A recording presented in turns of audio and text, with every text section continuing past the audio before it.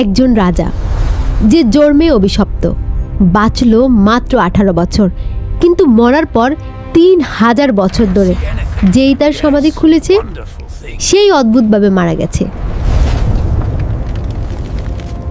The boy king suspects nothing.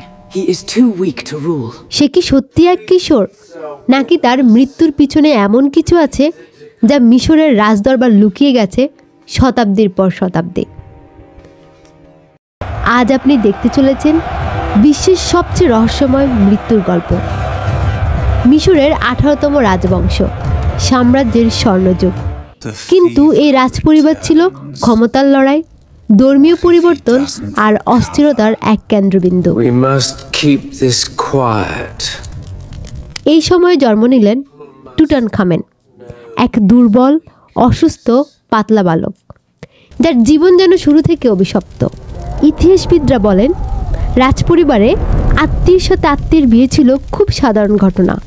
সেই কারণে টুটানখামেন জন্ম থেকেই ছিল হাঁটতে সমস্যা, হাড়ের গঠন দুর্বল, স্কলিওসিস আর মাঝে মাঝে তীব্র ব্যথা।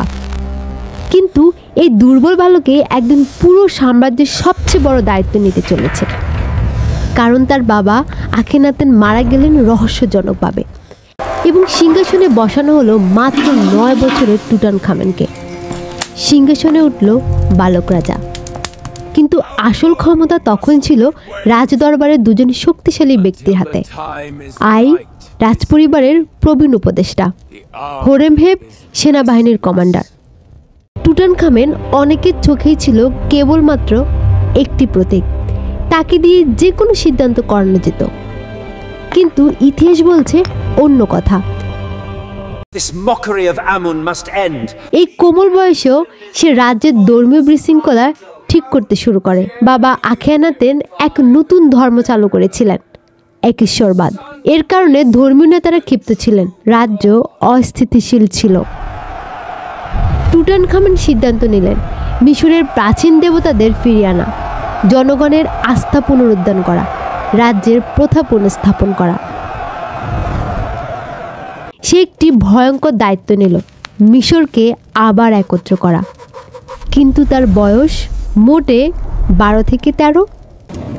যদিও সে যুদ্ধ করতো না, কিন্তু সে প্রতিটি সিদ্ধান্ত নিত ঠান্ডা মাথায়, জেনেও যে নিজের শরীর তাকে যে কোনো দিন যে কোনো সময় ফেলে দিতে পারে। টুটানখামেনের মৃত্যুর আগের কয়েক বছরে তার স্বাস্থ্যের অবস্থা আরও বেশি খারাপ হতে থাকে। মমিতে পাওয়া প্রমাণ দেখায় তার বাম পায়ের হাড় ভেঙেছিল। প্রচুর ওয়াকিং ক্যান পাওয়া গেছে তার সমাধিতে, প্রায় 130টিরও বেশি। এতে বোঝা যায় সে হাঁটতেই পারত না ঠিক মতো। কিন্তু তবুও তার শাসনামলে মিশর এগোতে থাকে। 17 বা 18 বছর বয়সে হঠাৎ করেই বালক রাজা মারা গেলেন। কিন্তু মৃত্যুর কাগজে কোনো কারণ নেই, কেউ মৃত্যুর বিস্তারিত লেখেনি, রাজ্য নীরব। ইতিহাসবিদদের মতে 3টি সম্ভাবনা থাকতে পারে। দুর্ঘটনা, তার পায়ে বড় আঘাত ছিল যা ইনফেক্টেড হয়ে মৃত্যু হতে পারে। বিশেষজ্ঞরা মমির স্ক্যানে এমন কিছুই পেয়েছিলেন। হত্যা, রাজদরবারে তখন সবাই সিংহাসনে দখল নিতে ব্যস্ত। আই ও হোরেমহেব দুজনেই ক্ষমতার লড়াই ছিলেন। তার হঠাৎ মৃত্যু কি খুবই সুবিধাজনক ছিল না কারোর জন্য? ম্যালেরিয়া, মমিতে ম্যালেরিয়ার প্রমাণ পাওয়া গেছে, কিন্তু ম্যালেরিয়া একা তাকে মারতে পারবে কি? কেউ জানে না। যেটা জানা যায় তা হচ্ছে মিশরের ইতিহাসে সবচেয়ে রহস্যময় মৃত্যু হয় এভাবেই। 1922 সাল, ব্রিটিশ প্রত্নতাত্ত্বিক হাওয়ার্ড কার্টার খুঁজছেন টুটানখামেনের সমাধি। 3300 বছর ধরে যেটা লুকিয়ে ছিল রীতিমতো মাটির নিচে।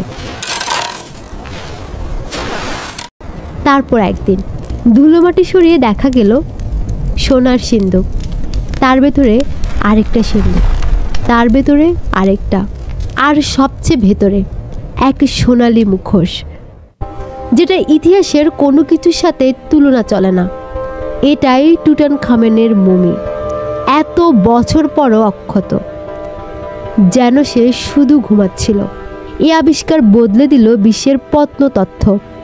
মিশরের স্বর্ণযুগের প্রকৃত তথ্য পাওয়া গেল তার সমাধিতে। কিন্তু এখানেই শেষ নয়। সমাধি খোলার পর কাটারের দলের একাধিক সদস্য একে একে মারা যেতে শুরু করলো। ধনকুবের লর্ড কার্নারবন রহস্যজনক জ্বরে মারা গেলেন। সাংবাদিক, কর্মচারী, গবেষক, সংবাদপত্র লিখন ফারাওয়ের অভিশাপ সত্যি হলো। যদিও বিজ্ঞানীরা বলেন এটা হয়তো প্রাচীন পাঙ্গাস, গ্যাস বা বায়ুবাহিত রোগের কারণে, কিন্তু প্রশ্নটা থেকে যায়, একসময়ের কিশোর রাজা কি সত্যি মৃত্যুর পর প্রতিশোধ নিয়েছিলেন? টুটানখামেন হয়তো শাসন করেছিল মাত্র 9 বছর, কিন্তু তার প্রভাব মিশরের ইতিহাসে সবচেয়ে আলোচিত ব্যক্তি সেই। আজও তার সোনার মুখোশ বিশ্বের সবচেয়ে বিখ্যাত ঐতিহাসিক প্রতীক। সে মৃত্যুতে ছোট কিন্তু আবিষ্কারের সবচেয়ে বড়।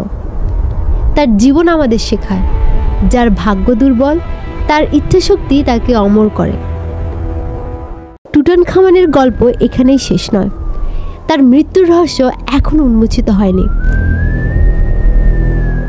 হয়তো কোথাও কোনো এক নদী লুকিয়ে আছে, হয়তো আরেকটি সমাধি, যা একদিন আমাদের বলবে এই বালক রাজার জীবনে আসলে কি ঘটেছিল।